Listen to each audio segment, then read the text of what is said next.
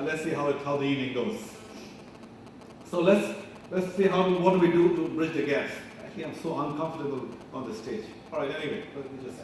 I'm a guy who's going to be there, right? But I'm stuck to this mic. All right, so this is. I don't know if you guys can see these slides. These are the babies born Gen X or baby boomers, whatever you call them as, babies born. They were born in the dark room, born to nurse, mother, and that's about it. Probably a nanny or somebody, right? And for 10 days in isolation, nobody could touch these babies, right? Only after 10 days, the relatives, the other people, the friends, etc., could hold and see the babies. This has happened. This what happened 40 years back, or even 20 years back. Look what's happening today. These are the babies born and flashlight cameras. Fathers are obviously present in the operation theaters. They are video recording the birth of the child, right? As soon as the baby is born, within 1 hour, the father is holding the baby, and so are relatives, and so are all known, probably family friends. So look at what's happening. 20, 30 years back, a lot of us, the Gen X was born, right in this room with a lot of Gen X actually. I'm assuming. So when, and of course Gen A, not to forget the Gen A, right? So when Gen X was born, a lot of Gen X was born, we were not to be touched. And when today's babies are born, we are video recording. Look at what's happening, and this is what doctors have to say today, right? This is all about physiology. Their neurons, their nervous system gets a totally different touch and feel, because from the time they're born, they're touched, felt, cuddled, caressed, video recorded, a lot of cameras, lights, all kinds of gadgets around them. That's what happens to today's babies. Remember that. Well, that's what happens to today's babies. You know that a lot of you who have children, grown up, or Gen Y children, right? The 29-year-old or the lesser, right? We played the gully dandas and the cricket in the field, and there were all spaces that we played, even marbles sometimes, depending on which part of the country you came from. Well, today's babies have no idea, right, about the marbles and what is gully danda. I mean, if I tell my son who's 14-year-old, gully danda, what is this shit called gully danda, right? So that's happening today because they're all hooked onto their iPads, iPods, video gaming and whatnot. That's happening to the generation, whether it's the Gen Y or the millennial babies, but that's pretty much the last 20, 25 years phenomenon. And you know what's going on with them.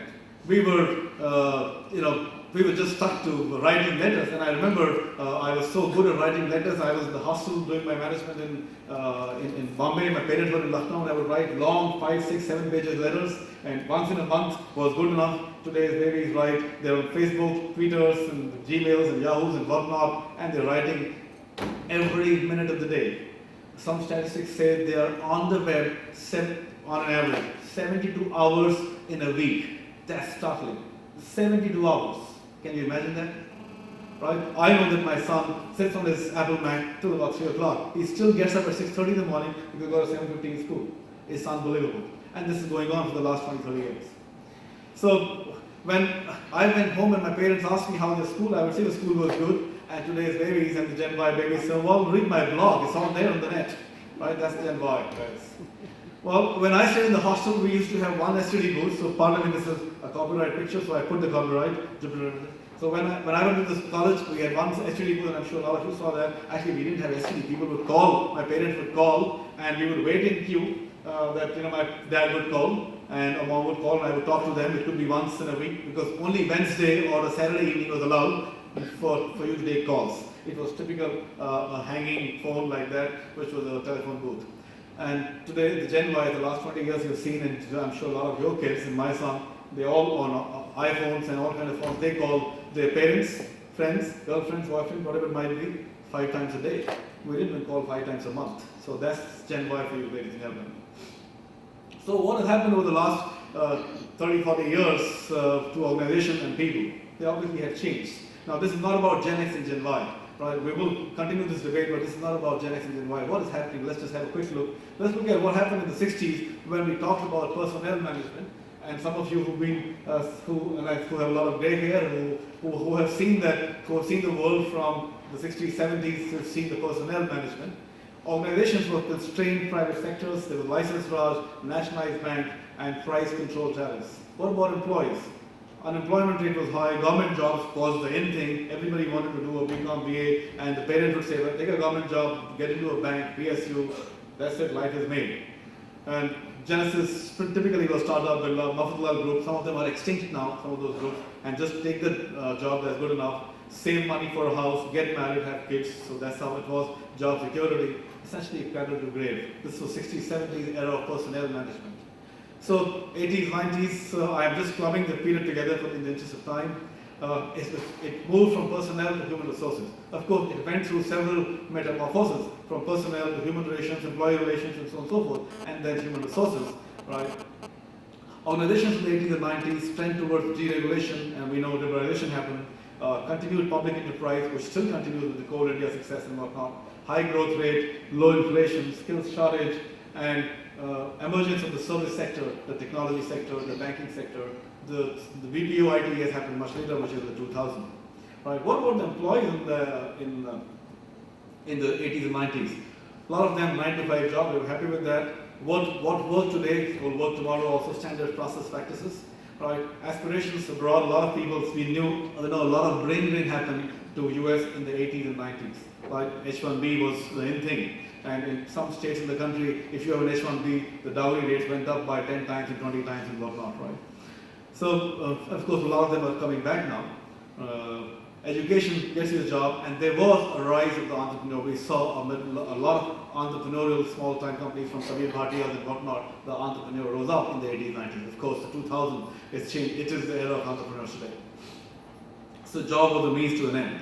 Let's look at what's happening in the millennium. It is performance partnership. Look at what's happening. It's not about human resources, right? And there's also a debate. People say, well, human resources or human beings are our biggest assets. And I always challenge that, well, they are not assets. They're essentially creators of assets. If you look at human beings, you can't compare human beings today, and particularly Gen Y, with your machinery and money and capital. They are asset creators, truly asset creators. So the Gen Y today is talking about performance partnership. It's no more human resources, right? So what's going on in the organization? It's global competition, flexible staffing, pay for performance, contractual staffing, technology revolution.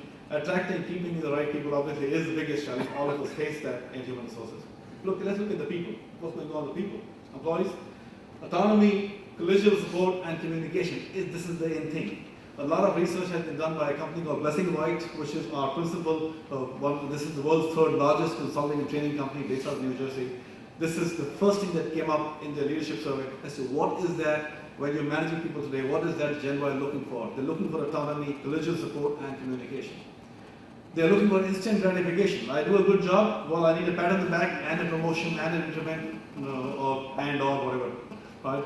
Obviously, the impatient Gen Y, right here, right now, we know that. They're looking for immediate feedback. I do a good job, don't wait for the end of the year performance management system, I want a feedback right now. So a lot of companies have moved on to half yearly, and companies have moved on to quarterly appraisal system. Not only BPOs, even other sectors, old economy sectors, so to say, they've also moved on to quarterly, half yearly appraisal system because people want immediate feedback, right? I don't want to wait for 1 year. Never before value of time and flexibility, because it is instant. They want it now. So this is what is happening in the new millennium. The question that we ask is, what is driving engagement for Gen X and Gen Y? Are there different things, right, for Gen X and Gen Y? What is driving engagement? Now, this is some statistics that Dr. Singh mentioned a while back. We recently conducted, over the last 4 months, we've been conducting this, a very large global engagement survey in 100 countries over 5 continents. Now, unfortunately, it's just about a week before we are unveiling the report.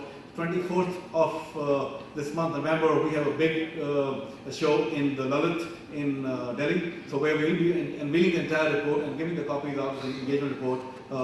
Mint is helping us do the entire thing. So some of you like it, I'm sure you must have been invited. If you like to see the full report, it is the 24th, but I just took some extract out because it's not ethical to do it today, so I've just picked up some, particularly from a Gen X, Gen Y perspective, and I'll share that with you. And this is absolute factual data over the last 4 months collected over 100 countries. What I picked up is only India data because we're speaking India specific. I picked up only India data and just some top of the line data. Look at that. So before I talk about data, because engagement has different meanings to different people, I just wanted to show you what is engagement for us. So we are on the same chapter of the book or same page of the book at least. So just look at this model. I need your eyes and ears for about 3 minutes on this because it's a little complex model. When I start, once you understood it, it's very simple. So look at this organization, whichever organization you represent. So that's one axis or one track. each company gets formed because they want some success in terms of its vision, goals, culture, and so on and so forth. That's how companies are formed. The companies can't have success without people. So on the other track is individuals, right, which are employees, which have one track, and each employee which comes into the company also has some success defined in their own head mind, while they have some needs and goals and so on and so forth, right? So fortunately, these two tracks meet. They are not parallel tracks, they're, right? And the meeting point is what the companies create as a job. Right? People get into the job because they have their own some success in their mind. Organizations create job because they want success. So that's the meeting point, job. Now let's build the story. What does organization want from this individual? Let me ask the audience. What does organization want? So you all represent organizations. What does an organization want from an individual? Answers. Come on. Performance. What else? Meeting the objectives. Meeting the objectives. What else? Meeting the target. Meeting the target. Very good. What else? Any other thoughts? What do companies want from people? Creating value. Very good. What else? So several thoughts in the interest of time. Profitability from employees, right? Be innovative. So we put all that in one word and say companies want people to contribute to the organization's success. Fair? Companies want people to contribute to the success of the company. Now look at this golden line below. If that was the minimum level of contribution people were making, would the companies be happy with the contribution? Obviously not. So what do you want from people? You want to maximize the contribution. So there are varying degrees of contribution people make, right? Ideally, every company wants to maximize contribution out of its people. So far, so good? All right, let's look at individuals.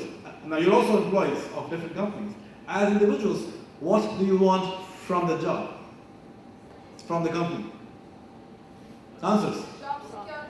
Job security? Satisfaction. Recognition, growth. Very good. And growth means different things to different people, right?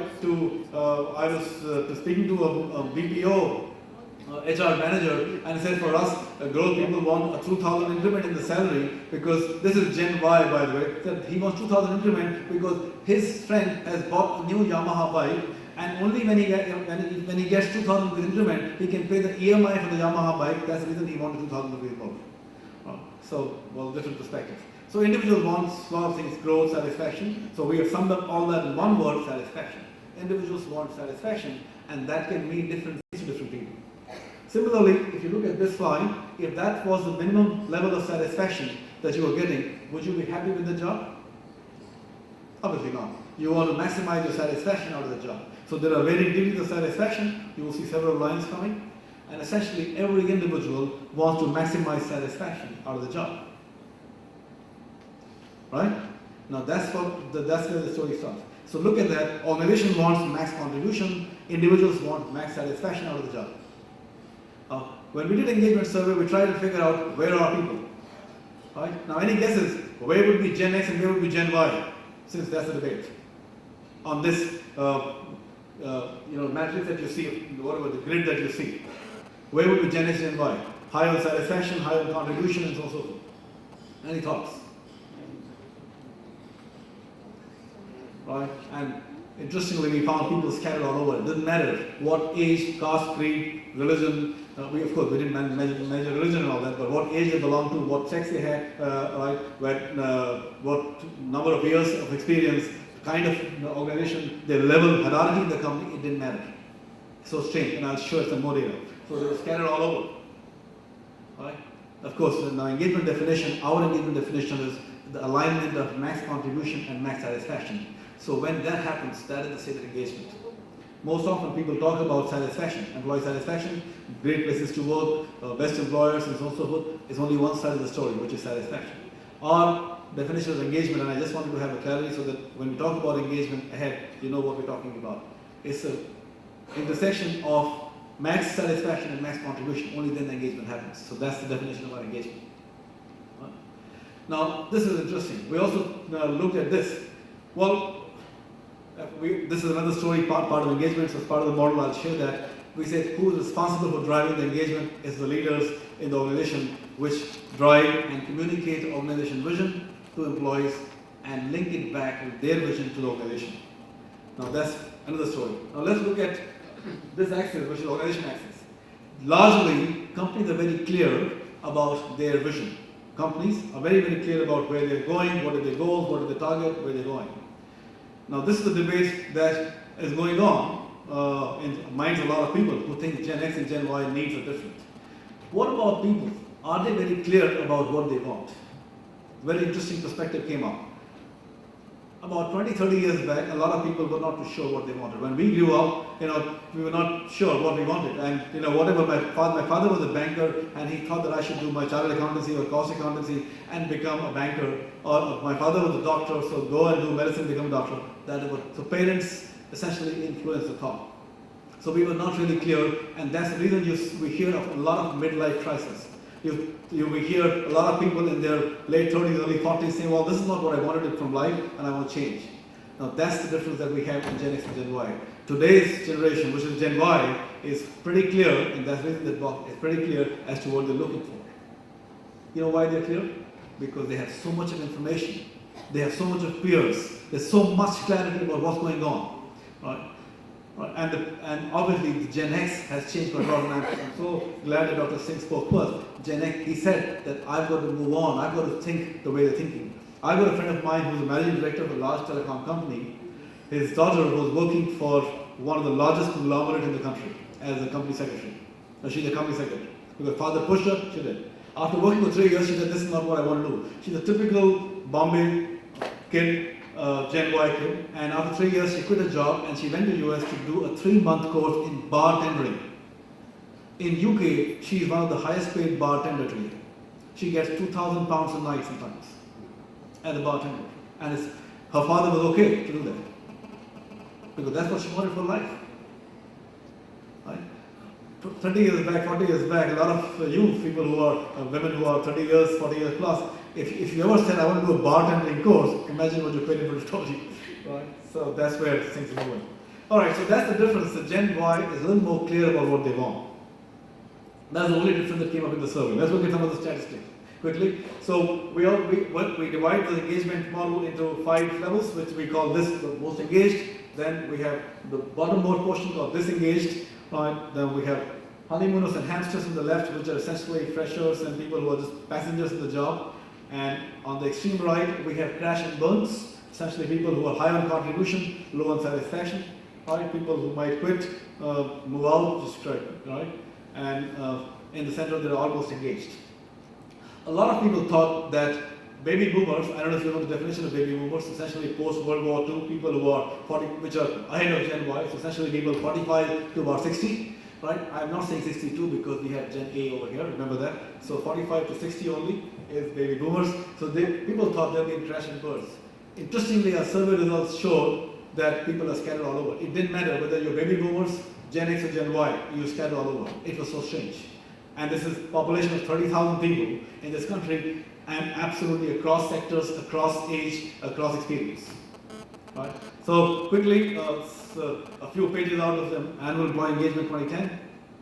Some questions. We asked a question, assuming you have a choice, do you plan to remain with your organization through the next 12 months? Now look at what happened in Gen X and Gen Y. If you see the last one, yes, definitely, 60% or 54%. This means a vast majority of people, whether it's Gen X or Gen Y, they're saying yes, they will remain. Right? And I'll talk about the reasons. And about 33%, 1/3 of the people saying probably they're sitting on the fence. Right? And about 5% on Gen X and 11% on Gen Y, understandably so, are saying, well, no way, we are looking at moving out. Right? Not a very stark difference from a statistical perspective. Then we ask the question, what is the most important factor influencing your plan to stay with the organization? What are the top 3? So we picked the top 3, of course there were 7, 8 factors, top 3. Career, organization's mission, and my work. I don't know if you guys can see that. So again, if you see the top 3, it's pretty much same. My career, first thing, both, whether it's Gen X or Gen Y, both sit the same. No difference. Organization's vision or mission, 22% in Gen X and 12% or 13% in Gen Y. Small difference, but they were still among the top 3. And the third one was work. Now this is interesting. Gen X said 23% and Gen Y is 27%. They're very clear. Their work, what kind of work they're doing is, and I'll build that a little later as we move on. So for them, it's my career, my work, and organizational vision. For Gen X, it's pretty much the same: career, organization vision, and work. So these are the top three things, whether it's Gen X or Gen Y, these are the top three things that came up. We asked another question: what is the most important factor in influencing your thoughts about leaving the organization? Pretty much same, Gen X and Gen Y, my career, my finances, my work. Top three things were absolutely same. We asked another question, that what factors drive your performance in the organization? For Gen X and Gen Y, same question, right? And we had several performance factors listed. Now look at that. I don't know if you guys can see a little smaller font. There were several factors. Look at the one which I highlighted in yellow. It says development opportunities and training. Greater clarity about what the organization needs me to do and why. And the third one, the last one, regular specific feedback about how I am doing. So whether it's Gen X or Gen Y, the top three factors about what influences their performance is same. Very startling, isn't it? It's about better development opportunities and training. It's greater clarity about what I'm doing and where I'm going in the job, and more regular feedback to me. So it didn't really matter. Even the Gen X want regular feedback. It's not just a Gen Y, right? So very interesting. So there were several things that we will talk about. I'll skip this because I think this will lead into a lot of debate, right? And also in the interest of time. This is pretty clear. This is just some example. This is just to